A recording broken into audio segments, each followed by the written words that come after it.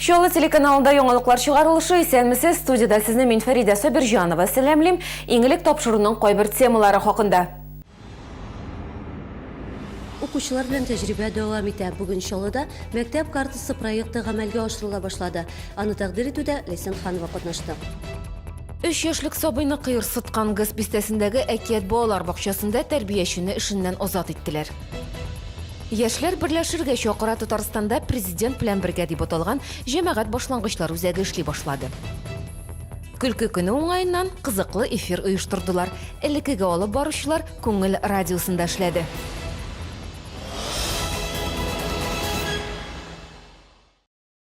Бүген Шолада мәктәп картасы проекты тормышка ашырыла башлады. Аны 29-нчы гимназия базасында тәкъдир иттеләр. Шола белән беррәттән экспериментта Түбән Кама мәктәпләре дә катнаша. Барлыгы 70 меңгә якын укучыга банк карталары һәм беләзекләр таратылды. Алар ярдәмендә мәктәпкә кереп һәм ашханәдә тукланган өчен түләп була. Бала картасыз килгән очракта аны мәктәпкә кертерләрме? Теманы хәбәрчебез Ләйсән Ханова дәвам итә. Ну, наверное, среди учащихся есть такие ученики, которые думают, можно сбежать с урока или нельзя. Вот с завтрашнего дня начнем проверять, можно это или нет. Менә шундый шаярту формасында бүген 29-нчы гимназиядә мәктәп картасы проектын тәкъдир иттеләр. Шолда проект этаплап тормышка ашырылачак. Инде 15 апрельгә ул барлык белем учакларында да эшли башларга тиеш. Это безопасность наших детей. Бу безнең балаларыбызның иминлеге дигән сүз. Алар кече яшьтән үк заманча дөнья күләм түләү системаларыннан файдаланырга өйрәнәчәк. Укучылар картаны мәктәптә һәм аннан читтә дә файдалана алачак. Әлегә мәктәп картасы балаларга уку йортына керү һәм ашханәдә туклану мөмкинлеге бирә. Белгечләр ышандыруынча, аны соңрак транспортта, китапханәләрдә кулланып булачак. Бүген 29-нчы гимназия укучылары һәм ата-аналар яңа системаны сынап та карады. Алар бик тә уңайлы, чөнки син мәктәпкә керәсең, сиңа беркем дә берни дә әйтми, әниләрең дә син кайда икәнеңне белеп тора, кайгырыйлар синең өчен. Һәм инде столовыйда алар белән бик уңайлы, чөнки син үзең белән акча йөртмисең. Башлангыч класс балаларына ул браслет формасында таратылар. Ул инде кул сәгатенә охшаган, ул балаларга бик кызыклы, бик матур, аның электрикчләре дә бик җайлы, төшеп кала торган түгел дип уйлыйбыз инде, югалтмаслар дип ышанабыз. Укучы картаны турникетка якын китергәч, яшел ут яна. Мәгълүмат шунда ук вахтер өстәлендәге компьютерга җибәрелә. Беркем дә үтмәгән очракта җайланмада зәңгәр төс тора. Ә инде картасыз үтүчеләрне кечкенә камералар фотога төшерә. Ул очракта кызыл төс яна. Бала картасын яки беләзеген оныткан очракта ул мәктәпкә санкциясыз керә. Туклануында да проблемалар булмаячак. Если ребенок забыл карту, Бу очракта бары укытучыга эш өстәлә. Чөнки карта автомат рәвештә баланың мәктәпкә килүен терки. Туклануга заказ бирелә. Ә инде картаны укучы оныткан икән, бу эшне укытучы башкарырга тиеш була. Мәктәпләргә информатлар да урнаштырылды. Аларда мәктәп картасы дигән махсус билге бар. Монда баскычтан соң картаның номерын язасың һәм шул рәвешле акча салып була. Картаны шулай ук банк бүлекчәләрендә һәм дәүләт хезмәтләре порталында да тулыландырырга мөмкин. Әгәр инде укучы картасын югалткан икән, ата-анага 400 сум тирәсе акча түләп кабат яңартырга туры киләчәк. Мәктәп картасы Россия өчен уникаль проект. Аны тормышка ашыруга зур суммалар тотылган. Шуңа күрә бүген яңа системаны тәкъдир итү тантанасында белгечләр укучыларга карта һәм беләзекләрне саклап тотырга, югалтмаска кирәклеген аңлатты. Читкешнекен тапкан очракта аларны шунда ук вахтага тапшырырга кирәк. Ләйсән Ханова, Максим Орлов, яңалыклар. Әкияти балачак бер дә әкияткә охшамаган булып чыкты. Бүген газ бистәсендә урнашкан әкият балалар бакчасында ошыгыч төстә тәрбиячене эшеннән азат иттеләр. Бирегә йөрүче 3 баланың ата-аналары һәм якыннары тәрбияченең 3 яшьлек балага физик җәрәхәтләр ясавы хакында әйтте. Әлеге гаепләүләр бу шурында килеп чыкмаганлыгы да ачыкланды. Моны бакчага урнаштырылган видеокүзәтү кадрлары да раслый. Видеокүзәтү камерасы язмасында тәрбияченең баланы куып тоткан вакыты гына сурәтләнгән. Бу хәл кичә була. Шаһидлар сүзләренә караганда тәрбияче кечкенә малайны коридорда кыерсыта. Вакыйганың шаһидлары 3 ата-ана. Бу хәлне булай гына калдырмаска карар кыла. Я как швырять не буду вас, как моего внука вчера как вы швыряли. Я не имею права. Руками даже пальцем трогать не буду. Сейчас я милицию вызову. Садикка кире алып кергәндә, минем внукны җилкәсеннән тотып алып, 2 тапкыр асфальтка суккан. Аның артыннан йөгереп кереп алар, видеокамераны карыйлар. Видеокамераны караган очракта лестницадан менгәндә садик иченә кергәч тә мин аны шуны күрдем, җилкәсеннән алып буланы лестницага сукты. Алар үз күзләре белән күргәннәр, мин баламның воспитатель ләктереп, ыргытып бәргән асфальтка. Аннан соң бүген карадым уже видеокамерада миңа ачык күренде баланың кулыннан кулыннан ләктереп эт шикелле алып барганын, аннан соң ишекне ачып батып бәргән идәнгә инде. Балалар бакчасы мөдиренең өстәлендә шаһитлардан 3 гариза, балаларның киләчәге өчен борчылып, шаһитлар комментарий бирүдән баш тартты. Бүген тәрбиячене 33-нче маддә буенча эшеннән азат иттеләр. Действительно, в нашем саду вчера произошло. Балаларны урамнан алып кергәндә тәрбияче дорфа кылана, ул шук малайның кулыннан тарта. Әмма мондый хәл булырга тиеш түгел. Безнең балалар бакчасында бу беренче очрак. Тәрбияче сабыйның туганнары алдында гафу үтенде. Балага махсус рәвештә зыян китерергә теләмәдем дип белдерде. Произошел очень неприятный инцидент. Мин төркемгә алып керер өчен малай артыннан йөгердем. Башка балалар караучысыз калды. Мин сабый янына килгәч, ул абынып газонга егылды. Мин аны күтәрергә теләдем. Бәлки бераз дурфарак та булгандыр, чөнки тиз генә күтәреп төркемгә алып керергә кирәк иде. Бүгеннән зыян күргән сабый балалар бакчасына йөрми. Әти-әниләре белдерүенчә, бала зур стресс кичергән. Алар тәрбиячене эшеннән азат итү белән генә шикләнмәячәкләр. Прокуратурага мөрәҗәгать итәчәкбез дип белдерделәр. Гүзәл Шихапова, Гөлназ Хасанова, Айрат Закиров, Яңалыклар. Шәһәрдәшләр үзләрен борчыган сорауларга җавап таба ала. Баш федераль инспекторның чалы буенча җәмәгать кабул итү бүлмәсендә гражданнар белән очрашу оештырыла. Иртәгә, ягъни 2 апрельдә шәһәрдәшләрне гадәттән тыш хәлләр министрлыгының чалы бүлеге хезмәткәрләре кабул итәчәк. 8 апрельдә сорауларга наркотиклар әйләнешен контрольдә тоту бүлеге хезмәткәрләре җавап бирәчәк. 9 апрельдә исә гражданнарны хезмәт инспекциясе белгечләре көтә. Кабул итүгә алдан язылырга кирәк. Хәзер рекламага бүленәбез, безнең белән бергә калыгыз. Яшьләр берләшергә чакыра Татарстанда президент белән бергә дип аталган җәмәгать башлангычлар үзәге эшли башлады. Көлке көне уңаеннан кызыклы эфир оештырдылар. Элеккегә алып баручылар Күңел радиосында эшләде.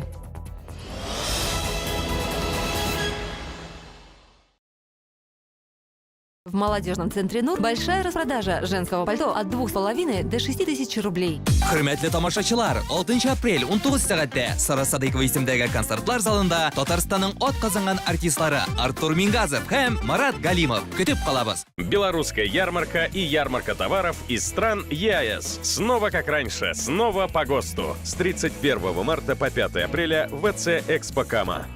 Подпишитесь на газету «Пенсионер» всего за 69 рублей в месяц с доставкой на дом. Индекс 31904. Вы купили Алмак. Почему? Меня еще в советское время в санатории магнитами лечили. Алмак нужен, чтобы нормально ходить. Внимание! Спешите приобрести Алмак со скидкой 10% только до 5 апреля в социальных аптеках и в магазине Медтехника. Жилой комплекс «Пчелы Яр» предлагает земельные участки с коммуникациями, готовыми домами, а также квартиры в жилом квартале «Берег». Встречай весну с «Пчелы Яр». Только у нас при покупке земельных участков скидка более 400 тысяч рублей.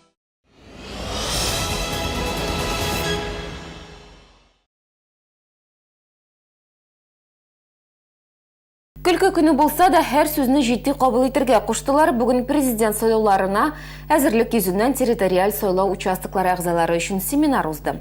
Бергә республиканың 11 районыннан белгечләр җыелды. Мондый укулар 2012 елдан бирле оештырыла.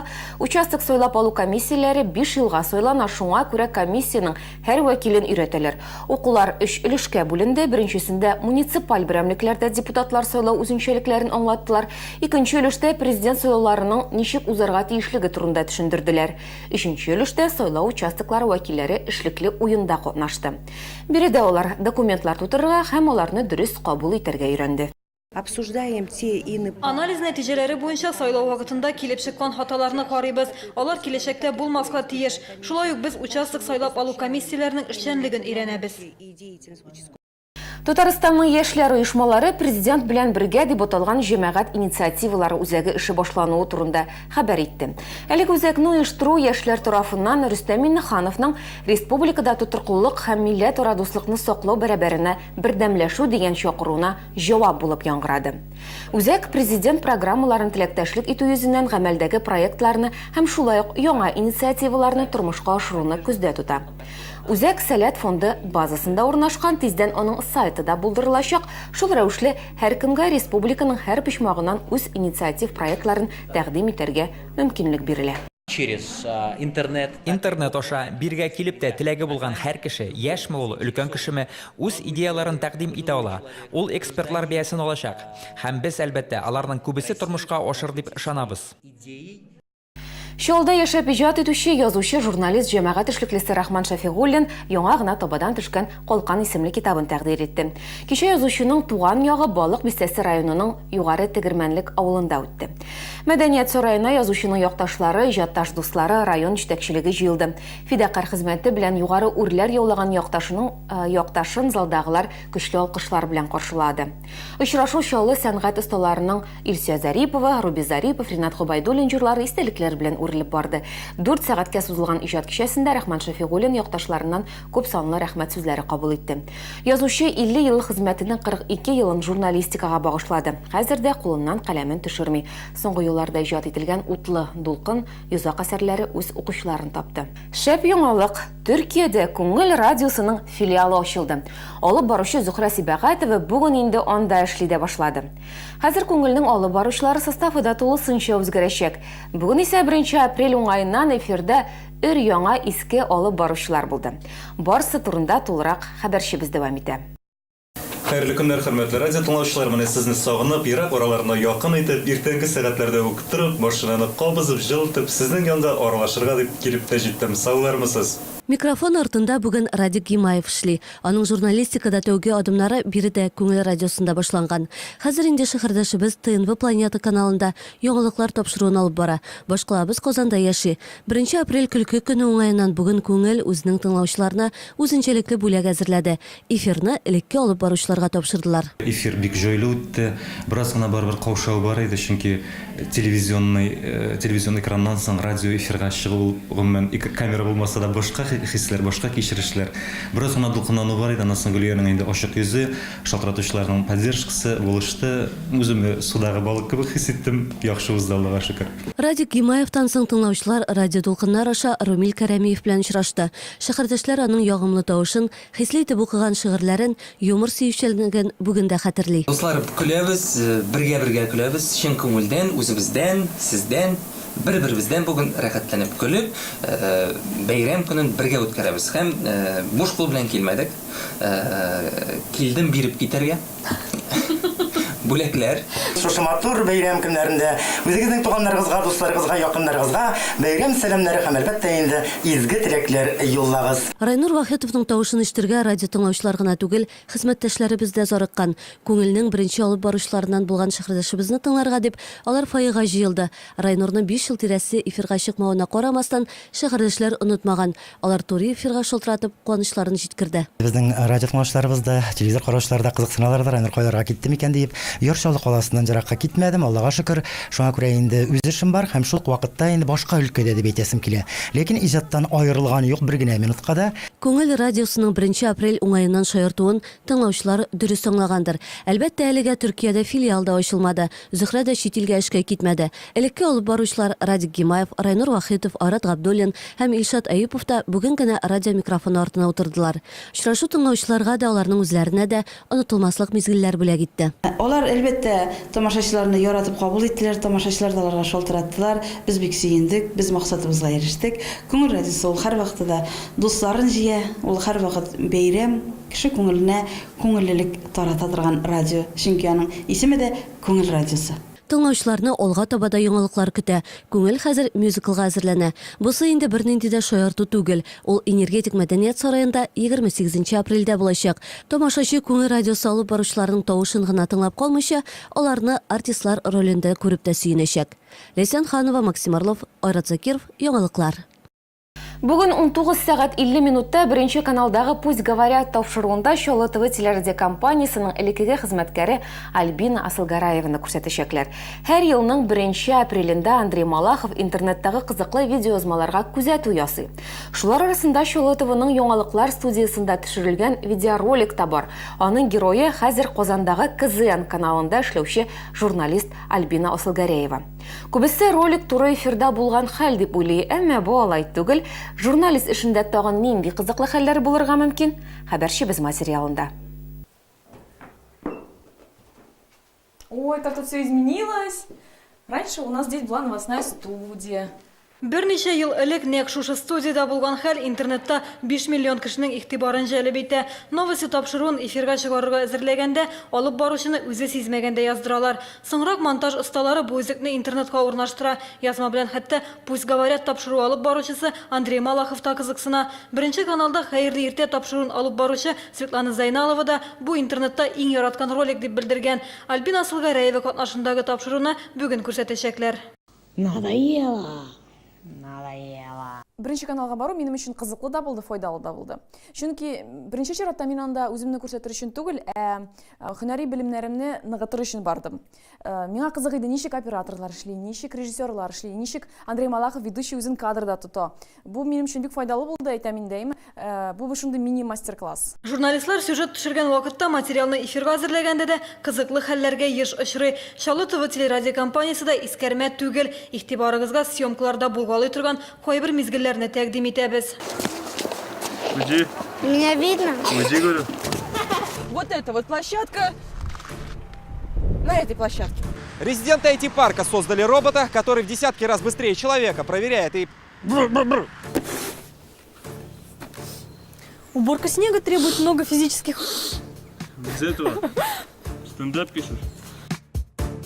Пишите нам в социальных сетях. До скорых встреч.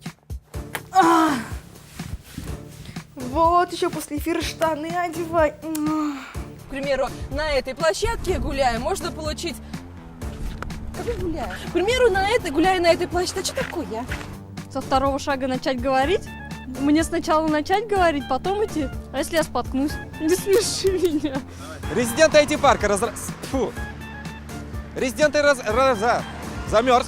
Нет, я холодно, у меня мозг замерзает. Мои колготки не видны. Если раньше... Еще раз. Тихо.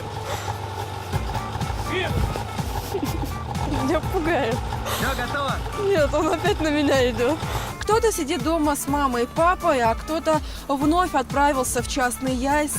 Яйца чуть не сказала. Частные яйца. Гүзәл Шихапова, Айрат Закиров, яңалыклар. Бүгенге менә шулар, кичләрегез күңелле үтсен, исән-имин булыгыз.